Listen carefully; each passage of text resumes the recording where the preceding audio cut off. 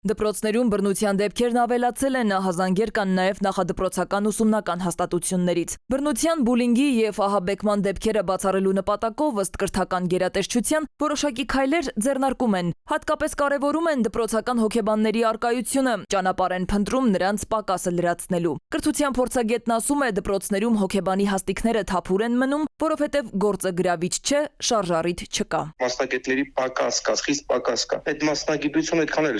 գրավիչ չի, նախարարի 79 հրամանով, երբ որ մենք նայում ենք, մինչև 100 աշակերտ ունեցող հանրակրթական ուսումնական հաստատությունում հոգեբանը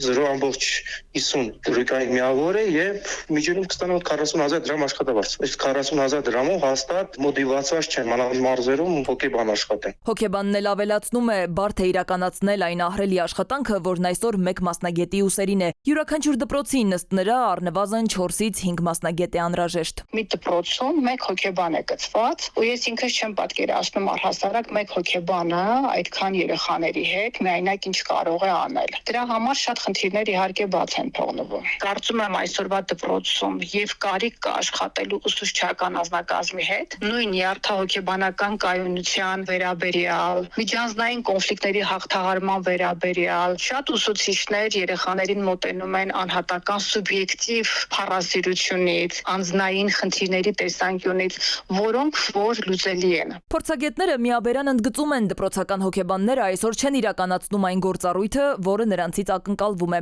Բացի այդ, չկան մեխանիզմներ վերահսկելու եւ արձանագրելու նրանց աշխատանքի արդյունավետությունը։ Կան դպրոցներ, որտեղ դա ձևական բնույթ է կրում, հոգեբանները պարապորտի մեջ ոնց որ լինեն, ուղղակի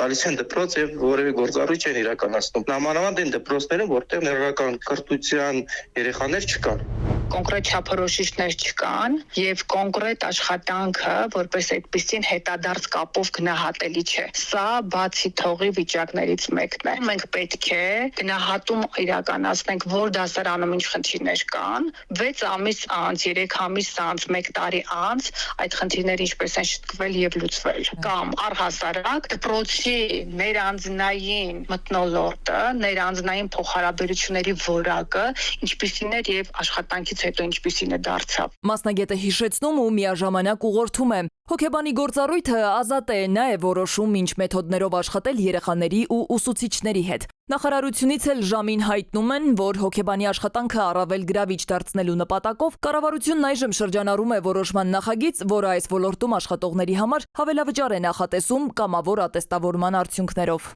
Սվետլանա Ավդիշյան, ժամը լրատվական։